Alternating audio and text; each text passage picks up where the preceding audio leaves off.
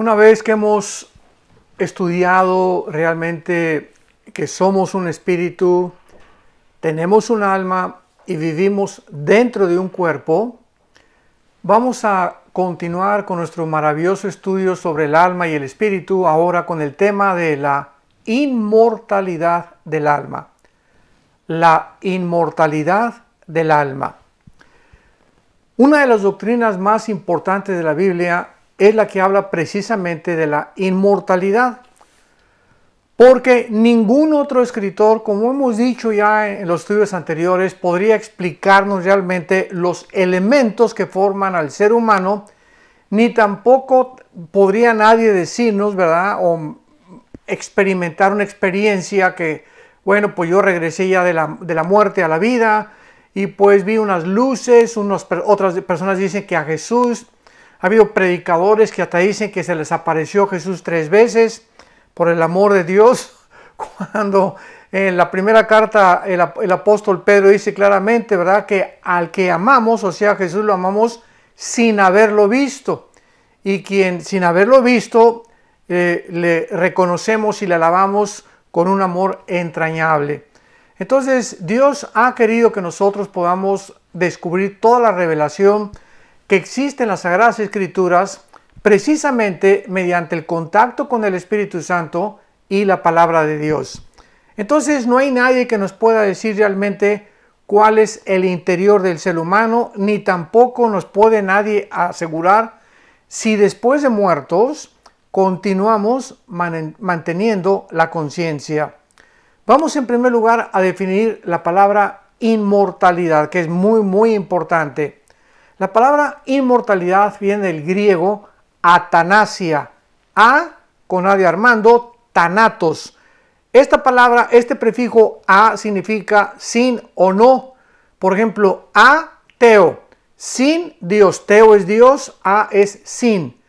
Atanasia, sin muerte, porque la palabra thanatos significa muerte. Entonces, atanasia o atanatos significa sin muerte. Esto es lo que significa literalmente la palabra traducida del griego inmortalidad. O sea, el no estar sujeto a morir y tener la vida eterna. El significado pues de la inmortalidad es una existencia eterna, continua y consciente del alma humana después de la muerte. Veamos algunos ejemplos. Claramente en la Biblia vamos a ver tanto el Nuevo como el Antiguo Testamento, porque esto es un mensaje que a todos ustedes y a mí en particular, ¿verdad?, estamos todos los seres humanos expuestos algún día a partir de este planeta para irnos a casa. Y una de las esperanzas más grandes que Dios nos da es precisamente la inmortalidad, que vamos a ver quién tiene esta inmortalidad, quiénes van a vivir eternamente y quiénes somos los que vamos a continuar existiendo, pero no solamente existiendo, sino con la conciencia, escuchemos bien esto, de que somos nosotros. O sea, cuando muramos tú vas a saber que tú fuiste Pedro, que tú fuiste Carmelita, que tú fuiste Gustavo, que yo fui Armando, con otro cuerpo claro, glorificado, con una mente completamente distinta, pero con la conciencia de nuestra persona. Esto es asombroso a la luz de la Biblia. O sea, cuando vayamos a la eternidad, no vas a poder decir, bueno, soy otra persona, ¿quién soy o de dónde salí? No, vamos a continuar teniendo conciencia de nuestra persona y muchos de nuestros pensamientos continuarán hasta después de la Nueva Jerusalén. Pero no nos vamos a adelantar. Muy bien. En Juan 3, capítulo 16, capítulo 3 de San Juan, versículo 16, todos conocemos este versículo. Porque de tal manera amó Dios al mundo que nos ha dado a su Hijo unigénito, para que cualquiera que crea en Él, ¿qué cosa? Para que cualquiera que cree en Él no se pierda, mas tenga, vamos a traducirlo, la inmortalidad, la vida eterna, para que el que crea en Jesucristo continúe existiendo después de esta vida. Veamos el versículo 36 del mismo capítulo 3 del Evangelio de Juan. Juan 3:36. El que cree en el Hijo tiene vida eterna, tiene la inmortalidad. Pero el que rehúsa creer en el Hijo no verá la vida, sino que la ira de Dios está sobre él. Otro versículo, capítulo 5 de Juan, versículo 24. De cierto les digo que el que oye mi palabra, el que oye, la fe es por el oír, el que oye mi palabra y cree al que me envió, dice la Biblia, no vendrá a condenación, sino que tiene la vida eterna, porque ha pasado de la muerte a la vida. Y así podemos continuar nosotros en Juan capítulo 11, versículo 25 y 26, cuando Dios tiene su conversación con Marta y con María después de la muerte de Lázaro, que Jesucristo dice: yo soy la vida eterna, yo soy la resurrección y la vida. Cualquiera de ustedes que cree en mí no morirá, sino que tendrá la vida eterna.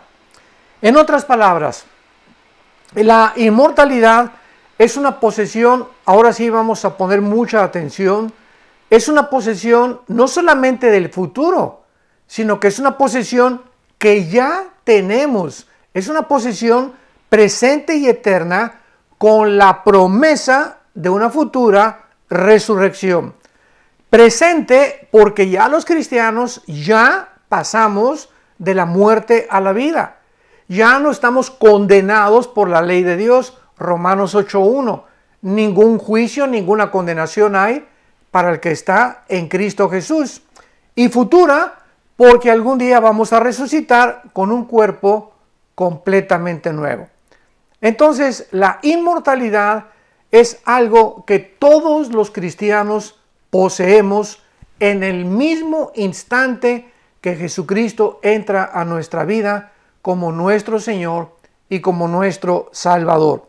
Esto significa que el creyente en el Evangelio de la gracia de Jesús posee la inmortalidad de su alma en esta vida y en la futura. Recordemos eso, tenemos ya la tenemos, la inmortalidad, porque ya pasamos de muerte a vida, porque ya tenemos la vida eterna y porque en el futuro vamos a continuar viviendo en otro cuerpo perfectamente glorificado, semejante al cuerpo con el cual Jesucristo resucitó, y por eso la inmortalidad abarca dos etapas. Ya somos inmortales y seremos inmortales físicamente después de nuestra muerte. Muy bien.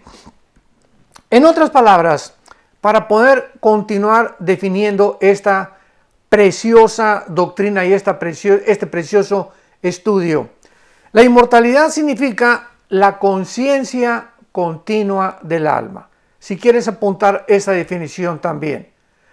La inmortalidad también significa la conciencia continua del alma. Teológicamente, la inmortalidad se refiere a ambos, al cuerpo como al alma y al espíritu, pero técnicamente hablando, pues ahorita se limita únicamente a nuestro cuerpo, porque aún todavía no se nos da un cuerpo nuevo. Y la Biblia nos habla claramente en 1 Corintios capítulo 15, versículo 53 y 54. 1 Corintios 15, 53 y 54. Porque es necesario que esto corruptible, Pablo está hablando del cuerpo humano, del cuerpo físico, es necesario que se vista de incorrupción.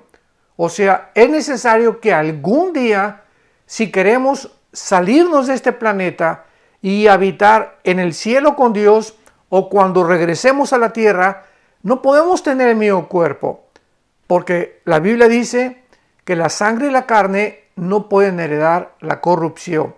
Entonces, este cuerpo que tenemos está limitado por las leyes físicas, el electromagnetismo, la teoría de la gravedad, las teorías nucleares, la fuerte y la débil, etcétera, etcétera, las leyes cósmicas que rigen el universo. Estamos bajo una ley también física que se llama la ley de la segunda ley de la termodinámica o la ley de la entropía, que todo se echa a perder, todo se descompone, nuestro cuerpo pues es corruptible.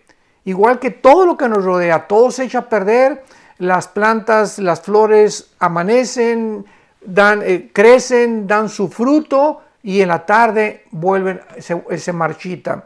Y así la vida del hombre es como la carne y el cuerpo del hombre es como las plantas en el campo, que tenemos nuestra infancia, nuestra juventud, juventud divino tesoro, llegamos a la época adulta y poco a poco pasamos los 50, 60 hasta el sexto, séptimo piso y comenzamos a tener conciencia del deterioro celular de nuestro cuerpo mortal.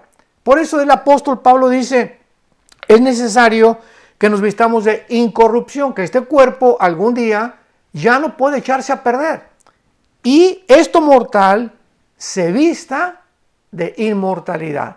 O sea, ahorita somos mortales porque tenemos que morir físicamente, pero nos vamos a vestir de la inmortalidad en el día de la resurrección respecto a nuestro cuerpo. Muy bien. Entonces veamos que para el creyente que ha muerto físicamente, la inmortalidad es un vestido, es como vestirnos o ponernos un traje completamente diferente a través de la resurrección. Y para el creyente vivo, los que seguimos todavía aquí en este planeta, la inmortalidad es vestirnos por medio de la traslación, o sea, del arrebatamiento de la iglesia. Cuando Jesucristo venga por la iglesia, millones de seres humanos vamos a desaparecer y en ese momento nos vamos a vestir de inmortalidad en el sentido que nuestro cuerpo corruptible va a ser incorrupto y va a ser eterno ya sin descomponerse jamás. Ahora vamos a ver algunas evidencias de esto en la Biblia, porque hay muchas sectas y hay muchos grupos, ¿verdad? Y desgraciadamente hasta muchos se dicen cristianos, que el cuerpo cuando muera, que cuando muramos estamos dormidos, porque Jesús usó el término dormir como en Juan capítulo 11, en la vida de Lázaro, que le dijo Juan a una de sus hermanas, no, Lázaro está dormido. Y tenemos que entender por qué se usa el término dormir, que no significa, lo vamos a comprobar ahorita, en el Antiguo y el Nuevo Testamento, cuando muramos no estamos dormidos, o sea, no estamos inconscientes, estamos plenamente conscientes de todas nuestras facultades. Todos aquellos que morimos continuamos manteniendo, recordemos esto, la conciencia, porque la inmortalidad es la conciencia continua del alma. Si es que apuntaste la definición. Veamos en el Antiguo Testamento algunos casos en Génesis capítulo 25 que nos habla acerca del estado o qué sucedía con las personas que morían. Génesis 25, versículo 8. Y dice así, y exhaló el espíritu y murió. Y Abraham en buena vejez, está hablando, ¿verdad? La muerte de Abraham. Anciano y lleno de años. Y fue unido a su pueblo. Vean la frase que se usa en el Antiguo Testamento cuando Abraham murió. Cuando Abraham murió, no dice, y desapareció, se lo tragó la tierra, dejó de existir. Dice la Biblia, el Espíritu Santo inspiró estas palabras, fue cuando Abraham murió, fue unido a alguien más. ¿Cuándo? Pues en la otra vida. ¿Y con quién se unió? A su pueblo. Abraham fue unido a su pueblo, o sea, a todos los que antes de él murieron y murieron bajo la justicia de Dios, murieron porque eran considerados justos por cuanto creyeron en el Mesías que iba a venir. Y veamos también ahí mismo en Génesis 25, el versículo 17. Génesis 25, 17. Y estos fueron los años de la vida de Ismael. 137 años, y exhaló el espíritu Ismael y murió. Siempre el Espíritu Santo se encarga de no dejarnos ninguna duda de que estas personas murieron. O sea, no entra a un estado cataléptico, ni mucho menos, murieron con toda la extensión de la palabra. Pero dice a continuación, y fue unido a su pueblo. La misma frase que usa con la muerte de Abraham, se usa con la muerte de Ismael. Murió Abraham y fue unido a un grupo de personas que ya habían muerto antes que él, y cuando murió Ismael, fue unido también al mismo grupo de personas donde Abraham se encontraba. Pero sigamos leyendo otros casos en Génesis 35. Génesis 35, versículo 29.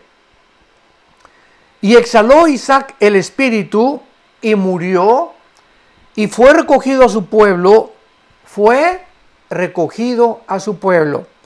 Viejo y lleno de días lo sepultaron Esaú y Jacob sus hijos. Tanto con Abraham, con Ismael y con Isaac se usa la misma frase. Murieron y se unieron a otro grupo de personas. Veamos también finalmente en el Antiguo Testamento, en Génesis capítulo 49, versículo 29. Génesis 49, 29. Y dice así: les mandó luego y les dijo, yo voy a ser reunido con mi pueblo.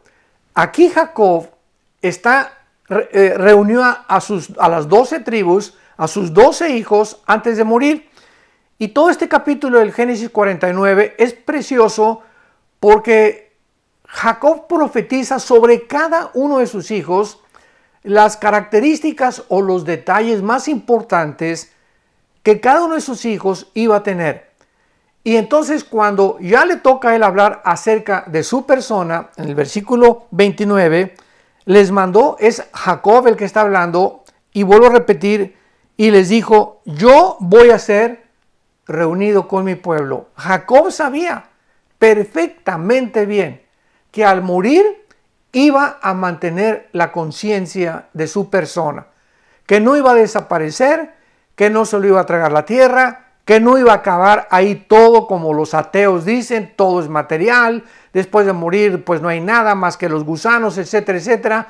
Qué triste, ¿verdad? Vivir con esa falta de esperanza y vivir como los propios animales, sin ningún propósito ni sentido que nos pueda orientar y motivar para vivir una vida santa delante de Dios. Ojalá que tú y yo podamos decir lo mismo. El día que nosotros muramos, vamos a ser reunidos ya no en la tierra como antes de Cristo, de la cruz de Cristo, pues bajaban todos al Sheol, estaba la sepultura, todos los espíritus bajaron al Sheol. Cuando Cristo resucita, baja al Sheol y saca, Efesios capítulo 4, a todos estos, a todo este pueblo que había muerto en el Antiguo Testamento, lo saca para trasladarlo al cielo.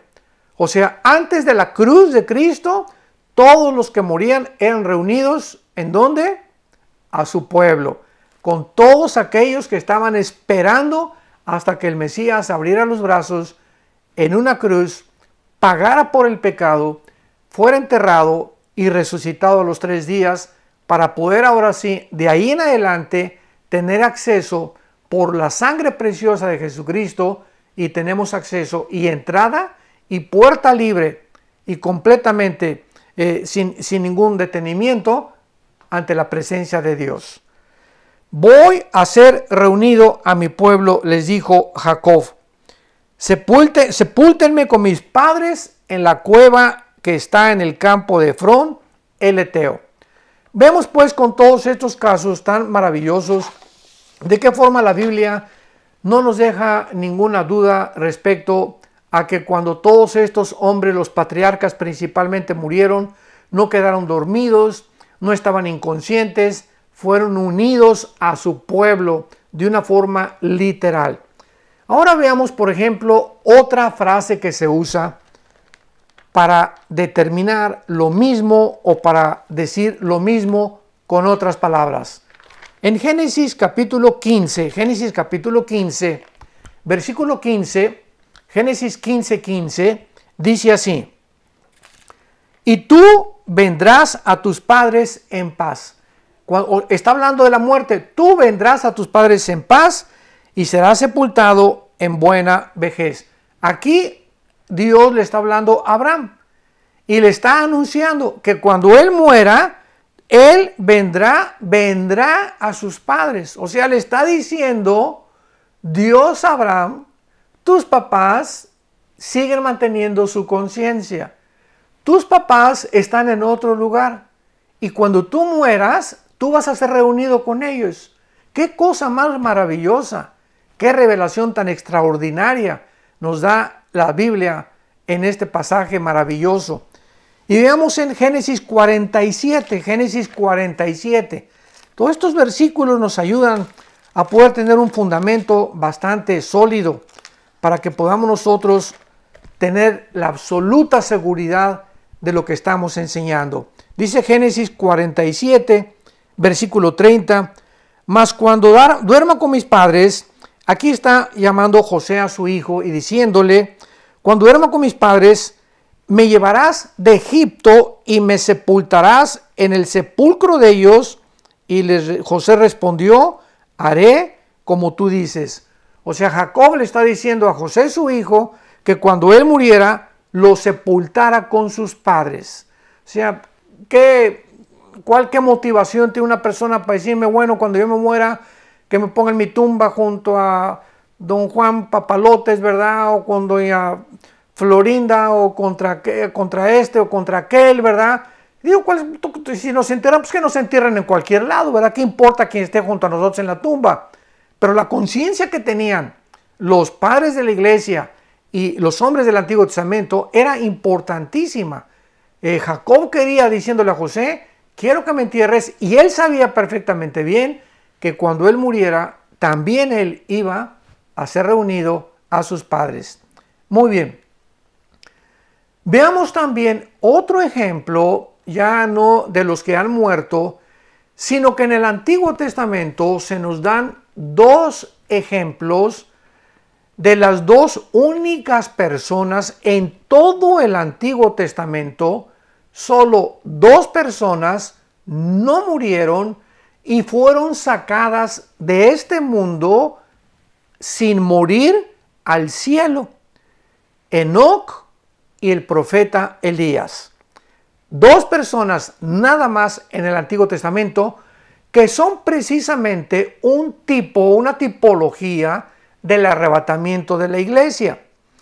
El arrebatamiento de la iglesia, aunque no vamos ahorita a estar estudiando esto, ya lo hemos estudiado y algún día lo vamos a estudiar con más profundidad también. El arrebatamiento de la iglesia en el Antiguo Testamento no existía.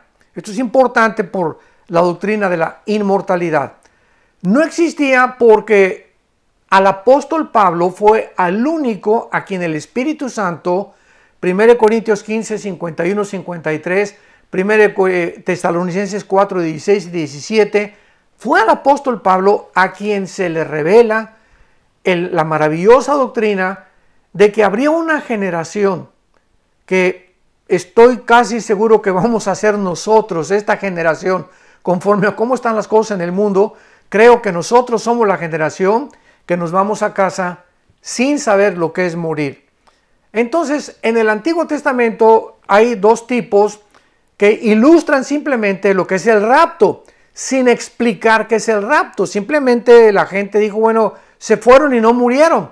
Pero ya en el Antiguo Testamento ya se explica que en el arrebatamiento de la iglesia, los únicos que nos vamos a ir en el rapto somos la iglesia. En otras palabras, los cristianos de la cruz a el arrebatamiento de la iglesia. Los que hemos muerto y los que vamos a estar vivos en estos 2000 años de la dispensación, de la época, de la era de la iglesia. ¿Cómo lo sabemos? Porque en 1 Corintios capítulo 4, versículo 12 en adelante lo dice claramente. Los que están en Cristo, traerá Cristo a los que durmieron en Él. Entonces, ¿qué significa esto? Que en el momento que un cristiano se convierte, somos bautizados con el Espíritu Santo. Esto es lo que es el bautismo del Espíritu Santo. O sea, la iglesia no está dividida entre los que tienen el bautismo del Espíritu Santo y los que no tienen el bautismo del Espíritu Santo, por el amor de Dios. No somos cristianos a mitad. Es como nacer sin una pierna, nacer sin un brazo. Cuando nacemos físicamente, nacemos completitos, con cerebro, ojos y todo. De ahí solamente nos falta alimentarnos y desarrollar y crecer. Así es el nuevo nacimiento espiritual. Cuando nacemos, somos regenerados, bautizados con el Espíritu Santo, sellados con el Espíritu Santo. A ningún cristiano le falta nada absolutamente. 1 Corintios 12:13, que no sabéis que todos hemos sido bautizados por el mismo Espíritu. O sea, no hay nadie, dice Efesios 4, una fe, un bautismo, uno nada más. Todos hemos experimentado el bautismo del Espíritu Santo. El bautismo en agua ya es otra cosa. Es una representación de lo que ya sucedió cuando aceptamos a Cristo. Que en el momento que aceptamos a Cristo, somos sepultados con Él. Romanos 6, del 1 al 4, somos sepultados con Cristo, somos enterrados con Cristo y somos resucitados con Cristo. Y lo dice Efesios capítulo 2, ya estamos sentados en el cielo con Cristo. Esta es la posición teológica del cristiano. En la experiencia estamos en un cuerpo, pero Dios ya nos ve muertos en su Hijo. Y dice Romanos 6, el que ha muerto ha sido justificado del pecado. Ya no puede Cristo volver a morir por nosotros. Ya no podemos nosotros otra vez resucitar y morir y nacer de nuevo otra vez. O sea, no se puede perder la salvación y después recobrarla otra vez y el Espíritu Santo nos vuelve a sellar y nos vuelve a bautizar el Espíritu Santo. No, de ninguna manera. Tenemos que desechar todas estas doctrinas que desgraciadamente han lastimado a mucha gente y la han desviado correctamente de la sana palabra de Dios. Entonces, vemos claramente pues que la existencia continua de Dios nos las muestra también Enoc. En el capítulo 5 del libro del Génesis, vemos la forma en la que Enoc es sacado del mundo antes que el diluvio cayera. Esto también es muy importante. Dice Génesis 5, versículo 24, caminó pues Enoc con Dios y desapareció. ¿Por qué? Porque le llevó Dios. Y así nosotros se va a decir lo mismo. Dice en Hebreos capítulo 11, ¿verdad? Versículo 5. Y por la fe Enoc fue traspuesto y se lo llevó Dios. Desaparecimos. Y así se va a decir en el arrebatamiento. Desaparecieron millones de personas. ¿Por qué? ¿Por qué desaparecimos? Porque ya no estamos aquí. Porque nadie nos va a encontrar. Por más que nos busquen, ya nadie nos va a encontrar. Ni nuestro perro nos va a poder encontrar ya. ¿Por qué? Porque ya estamos en la presencia de Jesucristo. Ahora vemos también que el gran hombre que fue Job en el Antiguo Testamento, y el libro de Job, recordamos, fue escrito con la misma antigüedad del libro del Génesis. O sea, Job es un libro que fue escrito en el tiempo de los patriarcas y contiene una revelación impresionante, el libro de Job, científica. Por ejemplo, en el libro de Job se habla de que la tierra es redonda, en el libro de Job se habla que antes de que se inventara el barómetro, ya la Biblia mencionaba que el aire tenía peso, impresionante, el aire tiene peso. Antes que se descubriera que la luz viaja, ya Job decía el camino de la luz, porque la luz viaja, las tinieblas son estáticas. Si tú estás en la luz, si tú eres cristiano, vamos viajando a través del tiempo. Pero una persona que no tiene a Cristo está estática, está paralizada, no va a ningún lado, dando vueltas en toda su vida sin lograr ni alcanzar ninguna meta, porque las tinieblas son estáticas. Y cuando Cristo entra a nosotros, entró la luz. Y desde que entró la luz, ya nuestra vida tiene un propósito, ya tiene un destino, ya vamos hacia una meta. Porque el camino del justo es como la aurora. Mientras más caminamos con Dios, más se abre, nuestro entendimiento, nuestra comprensión, nuestra sabiduría, nuestra inteligencia, porque el camino del justo es como la aurora, que va en aumento hasta que el día es perfecto, hasta que estemos y seamos semejantes a Jesús con nuestro cuerpo glorificado. Entonces el libro de Job, en el capítulo 14, versículo 14, vemos nosotros que él hace una pregunta y más tarde la contesta. Y la pregunta que hace Job en el capítulo 14, versículo 14, dice esto: si el hombre muriere, pregunta Job, ¿volverá a vivir? Y en el capítulo 19, versículo 25 y 26, él contesta esa pregunta. O sea, él la hizo precisamente porque estaba rodeado de algunos amigos, de 4 amigos, filósofos que pues casi no lo ayudaron mucho, al contrario, estaban insistiendo que si él estaba sufriendo era por el pecado y que estaba en esa condición porque algo había hecho en su vida. Y el concepto que todavía mucha gente tiene en el Nuevo Testamento y en nuestra época, cuando algún cristiano sufre, no significa necesariamente que esa persona esté sufriendo o que se haya enfermado, o el hijo que perdió, o el hijo que enloqueció, o el hijo que se hizo homosexual, o la muchacha que huyó. No siempre necesariamente significa que es por el pecado. Hay muchas veces que sí es por el pecado, pero no siempre. Por eso es tan difícil emitir juicios en el cual mejor nos callamos la boca, como dice Romanos 2:16, el día que Dios juzgue los secretos de todos los hombres. No nos adelantemos, veamos nuestra propia vida y no estemos tratando de ver la paja en el ojo ajeno cuando no vemos la viga en nuestro propio ojo. Muy bien. En Job 19, él contesta en el versículo 25 y 26. Job 19, 25. Yo sé que mi Redentor vive y al fin se levantará sobre el polvo. O sea, Job creía en que el Mesías que algún día vendría iba a resucitar. ¿Qué conceptos más tremendos tenían estos hombres cuando ni siquiera tenían la Biblia como la tenemos nosotros? Pero el Espíritu Santo, de alguna manera, aunque no moraba en ellos, antes de Cristo el Espíritu Santo no moraba, sino que entraba en las personas y se salía, no hacía una permanencia dentro del ser humano hasta después de Pentecostés. Bajo el Antiguo Testamento, los santos, los profetas, eran inspirados por el Espíritu Santo y tenían ese conocimiento de alguna forma de que el Mesías iba a resucitar. Y dice el versículo 26, y después de deshecha está mi piel, en mi carne he de ver a Dios. Tenía Job una seguridad maravillosa, una conciencia, una certeza de que al morir iba a volver a ver a Dios. Muy bien, y ahora podemos darnos cuenta que en el Antiguo Testamento hay algunos pasajes que son contados, no son muchos, que ya mencionaban la resurrección.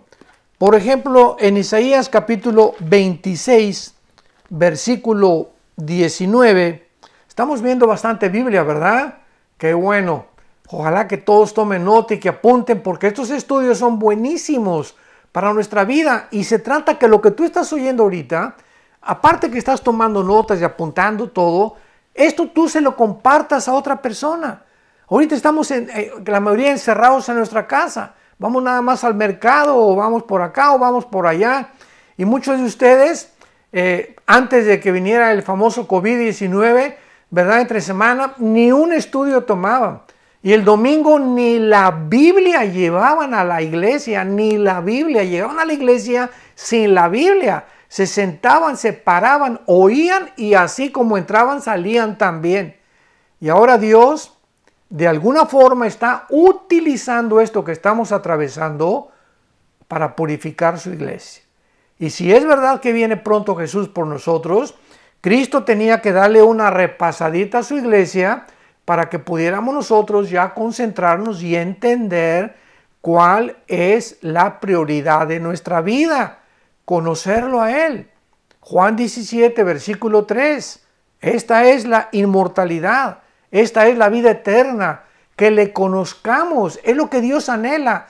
Y cuando Dios ve que estudiamos la Biblia, que nos apasionamos, que nos interesa y que la compartimos con nuestros hijos, ahí en tu casa invita hoy en la noche a los tamalitos, a las pozulas, al pozole, o como se llama, a los taquitos de nenepil, invita a 2 o 3 personas a tu casa y compártele lo que estás escuchando ahorita.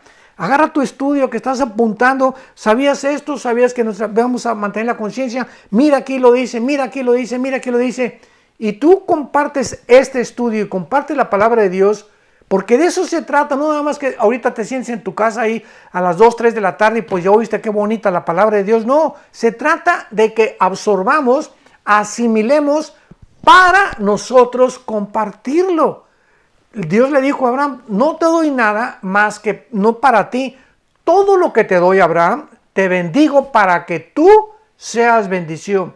Dios nos da conocimiento para compartirlo, sabiduría para compartirlo, dinero para compartirlo en su obra, amor para que compartamos el amor. Cuando nos volvemos nosotros en instrumentos de Dios, donde estamos continuamente recibiendo y dando, ¿qué cosa va a suceder? Que Dios nos va a seguir dando más. Pero cuando detenemos el fluido que Dios nos da, que viene del cielo, no, yo no comparto nada, a nadie le he compartido la Biblia, a nadie he ganado para Cristo desde que yo me convertí, estás estático, dejaste de caminar, dejaste de fluir, estás en tinieblas. Y las tinieblas te han cegado los ojos y no te han permitido conocer la realidad de lo que es la vida cristiana. Muy bien, ahora veamos finalmente, ¿verdad?, algunos ejemplos también de la conciencia de la otra vida. Por ejemplo, quiero terminar con Isaías capítulo 14 para que veamos nosotros un pasaje extraordinario. En Isaías 14 vemos ni más ni menos al anticristo cuando desciende al mundo de los muertos, que ya sabemos que los muertos no significa cesar de existir. Cuando hablamos de un muerto, estamos hablando de una persona que simplemente ha sido separada de su cuerpo físico porque ya está en la tumba, ya lo comió los gusanos, pero su alma y su espíritu, como lo hemos visto en estos últimos 3 estudios, su alma y su espíritu, nuestro alma y su espíritu, mantienen, se salen de nosotros la conciencia y siempre, siempre, siempre, en toda la eternidad, no vamos a volver a separarnos de Dios. Entonces la muerte no significa cesación de la existencia, sino significa separación temporal de Dios. Muy bien. En Isaías 14, versículo 9 en adelante, repito, el Espíritu Santo está hablando del anticristo. Vean ustedes la escena que el Espíritu Santo nos describe, Isaías 14, versículo 9 en adelante, la escena que el Espíritu Santo nos describe, aquí terminamos con esto, de lo que sucede cuando el anticristo baja y a quienes se encuentra ahí, en el mundo de los muertos, y desde luego no está hablando de Disneylandia ni de Tulum, ¿verdad?, ni de Cancún, ni en ningún lugar así bonito. Está hablando del infierno. Está hablando del lugar a donde muchas personas que tal vez no están oyendo y no han aceptado a Jesucristo, cuando mueran, no van a tener la eternidad con Dios. Y será una desgracia, porque siempre recordarás que Dios te ha hablado a tu corazón y te ha pedido que te arrepientas de tus pecados, que vengas a la cruz y que la aceptes como Salvador. Bueno, Isaías 14, 9. El Sheol sabemos que es el lugar en el Antiguo Testamento donde descendían todos los espíritus, tanto de los buenos como los malos, y en el Nuevo Testamento, perdón, no en el Nuevo Testamento, perdón, en los Evangelios, porque los Evangelios están bajo el Antiguo Testamento, el Nuevo Testamento comienza hasta Pentecostés. De Pentecostés en adelante comienza el Nuevo Testamento.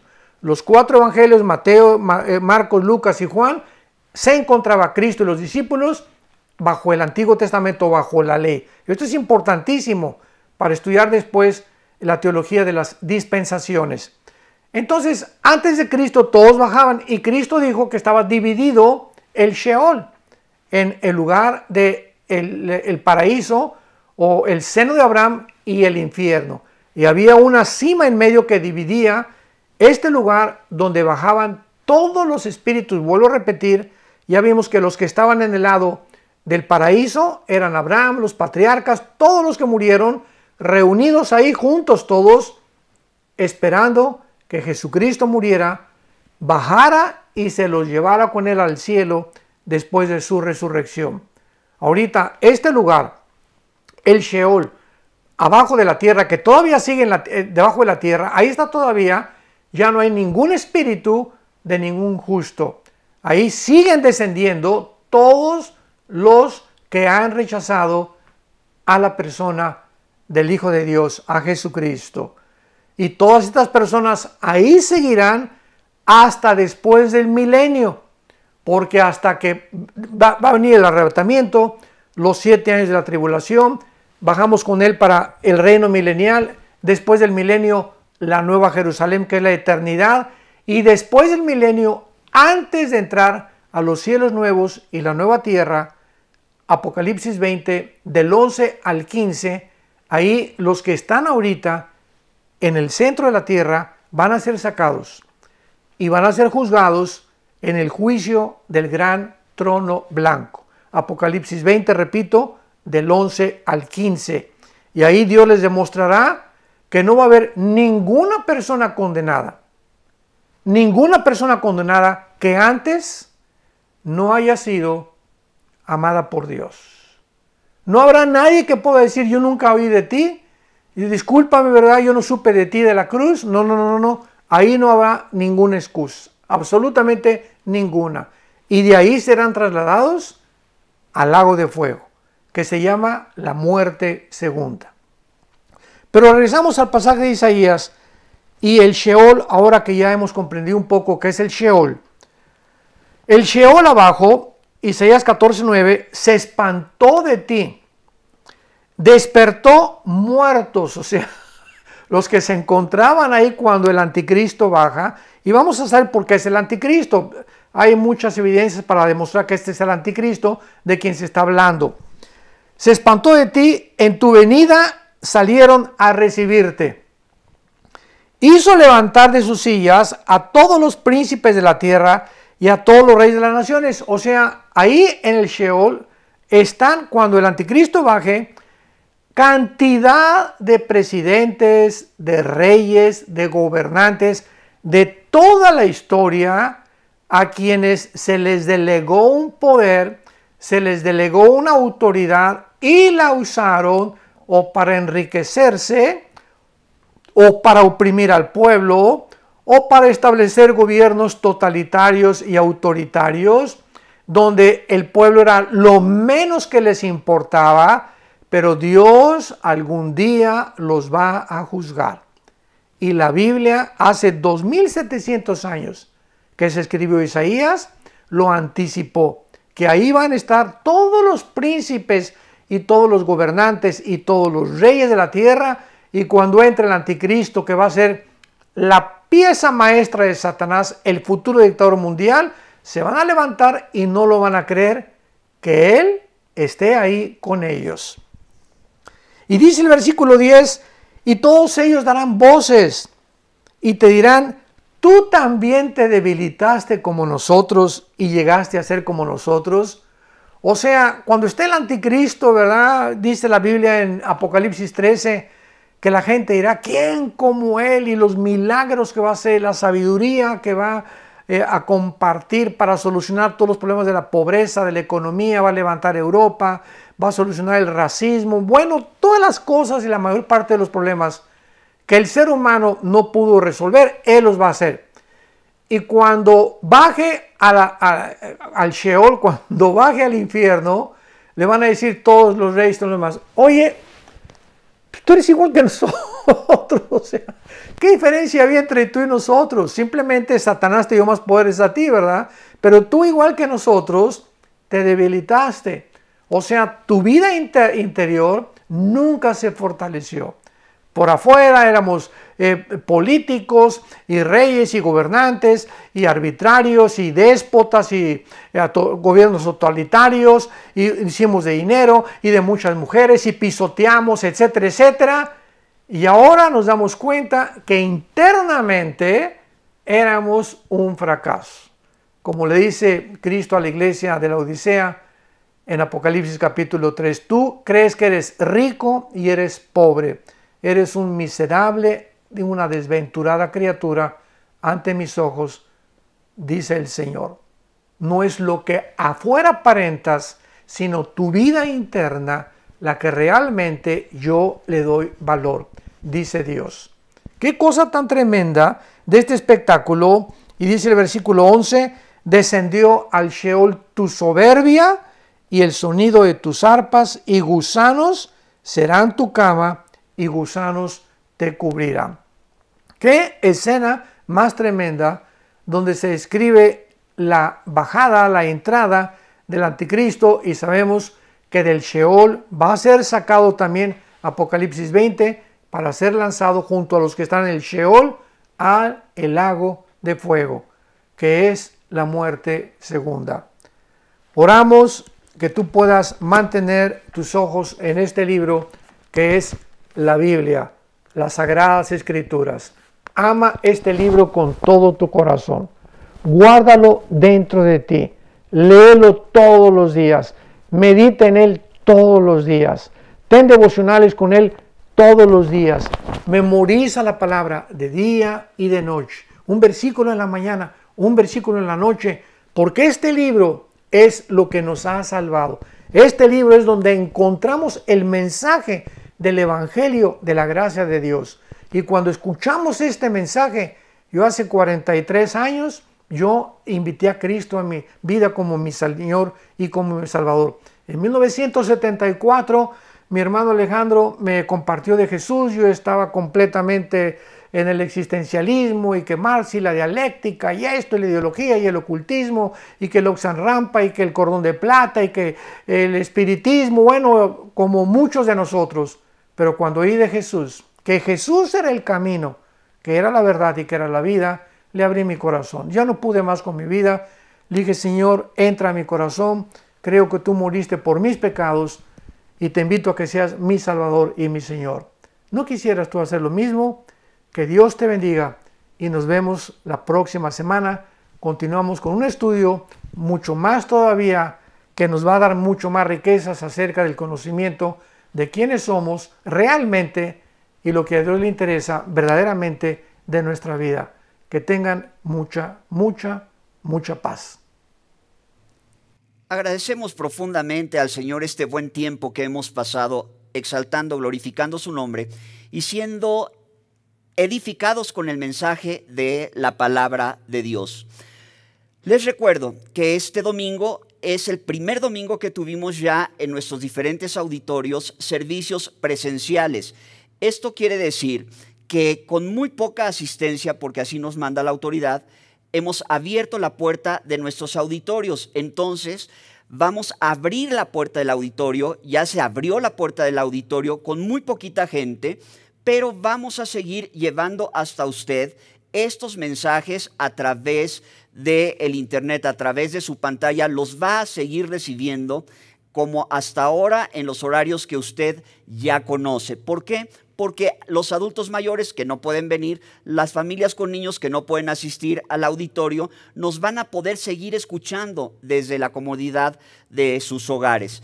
Solamente los domingos está abierto el servicio presencial con un cupo limitado. Los estudios bíblicos entre semana los va a seguir usted recibiendo a través de este medio. No se preocupe, el alimento espiritual para usted sigue garantizado. Y seguimos con el favor de Dios viéndonos a través de estas cámaras, a través de estas pantallas. Que Dios le bendiga. Buen día. Vida Nueva para el Mundo se sostiene y propaga el mensaje de salvación